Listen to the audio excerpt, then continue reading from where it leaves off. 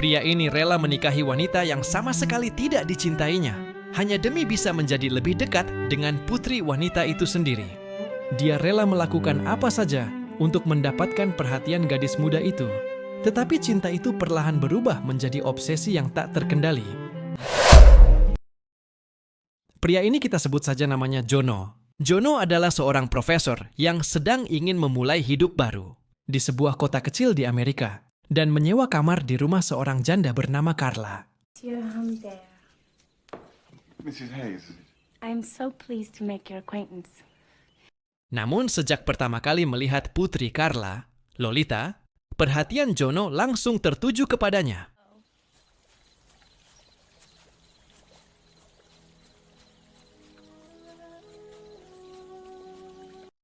Jono berusaha menyembunyikan perasaannya. Ia bahkan mencoba terlihat seperti pria biasa yang hanya ingin menyewa kamar. Tapi semakin lama tinggal di rumah itu, semakin kuat pula obsesinya terhadap Lolita. You woke me up. Sorry.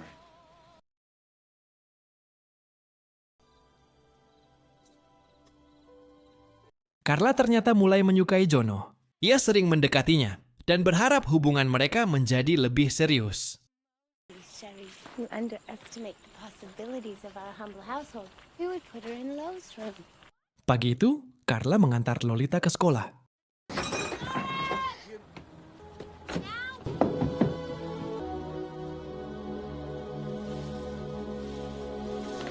Sementara itu, Jono membaca surat dari Carla yang mengatakan, pria ini harus segera pergi meninggalkan rumahnya. Jika masih ada di sini, berarti dia harus menikahinya. Jono sebenarnya tidak mencintai Carla, tetapi ia melihat pernikahan sebagai satu-satunya cara agar dirinya tetap tinggal di rumah tersebut dan dekat dengan Lolita.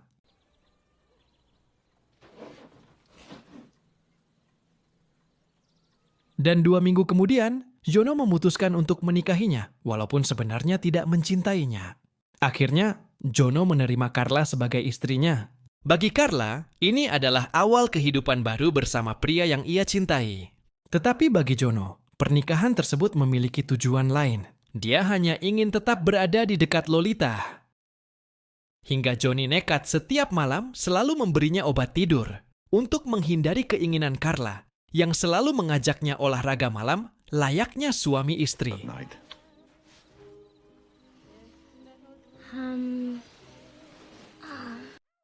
Beberapa hari berlalu, Carla telah menemukan buku harian Jono dan membaca semua isinya. Akhirnya istrinya itu tahu jika Jono tidak mencintainya. Semua rahasianya kini terbongkar. Carla merasa dikhianati. Marah dan kecewa, Carla lalu berlari keluar rumah sambil menangis. Hal itu membuatnya tak menyadari ada mobil yang saat itu sedang lewat. Carla kemudian mengalami kecelakaan dan meninggal dunia. Sir. Oh, God. Kematian Carla membuat Jono kini menjadi satu-satunya orang yang harus mengurus Lolita. Jono pergi menjemputnya. Hi, Dad.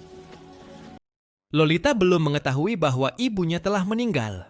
Jono memberitahu Lolita bahwa ibunya sedang berada di rumah sakit. Dia kemudian membawa Lolita pergi berlibur. Dalam perjalanan, mereka menginap di sebuah hotel.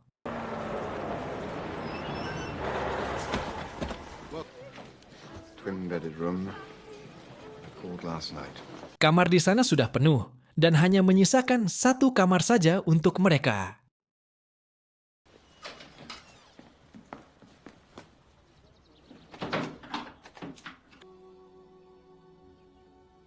Don't tell me you never tried it when you were a kid.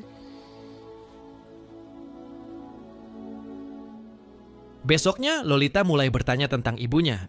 Dan akhirnya, Jono memberitahu jika ibunya telah meninggal karena kecelakaan. Lolita pun menjadi sangat sedih mendengar kabar itu.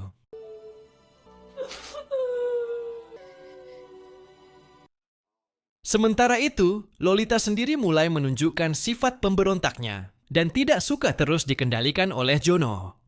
Hubungan mereka pun semakin penuh pertengkaran dan ketegangan. Take it easy, mister. Like- Anyone would try to run away from You show me everything you've hidden. I heard that. Jono mencoba mengendalikan setiap gerak Lolita. Namun semakin ia mengontrol gadis itu, semakin besar pula keinginan Lolita untuk melarikan diri. Singkat cerita, mereka kemudian melanjutkan perjalanan dari satu tempat ke tempat lain. Karena Jono merasa harus membawanya pergi melupakan masa lalu, dan Jono ingin Lolita selalu ada bersamanya. Tetapi, ternyata ada seseorang yang diam-diam mengikuti mereka. Pria tersebut adalah Charlie. Charlie perlahan mulai mendekati gadis tersebut tanpa diketahui oleh Jono. Lowell, what did that man say to you? Singkat cerita, saat Jono lengah, Lolita akhirnya menghilang. Jono jadi panik. Dia mencoba mencari ke berbagai tempat, tetapi tetap tak menemukan Lolita. Jono mencari Lolita selama bertahun-tahun, namun tidak pernah berhasil menemukannya. Suatu hari, Jono menerima sebuah surat. Surat itu berasal dari Lolita, yang memberinya kabar jika dia baik-baik saja. Ia akhirnya mengetahui bahwa Lolita masih hidup. Jono pergi mencarinya. Ketika mereka bertemu kembali, Lolita sudah menjadi wanita dewasa dan menjalani kehidupan yang berbeda.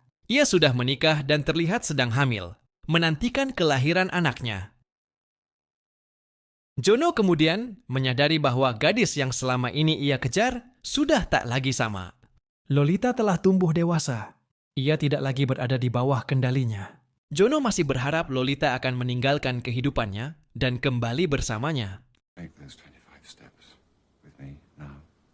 Refuse, you still get the money. Really? Yeah. There, have it. Namun Lolita menolak. Ia memilih kehidupannya sendiri. Jono akhirnya memberikan uang kepadanya dan pergi meninggalkan tempat itu dengan perasaan patah hati. Untuk pertama kalinya, ia mulai menghadapi kenyataan bahwa obsesinya selama ini bukanlah kisah cinta seperti yang selalu ia bayangkan. Obsesi tersebut justru telah menghancurkan kehidupan Lolita, menghancurkan keluarganya, dan menghancurkan dirinya sendiri.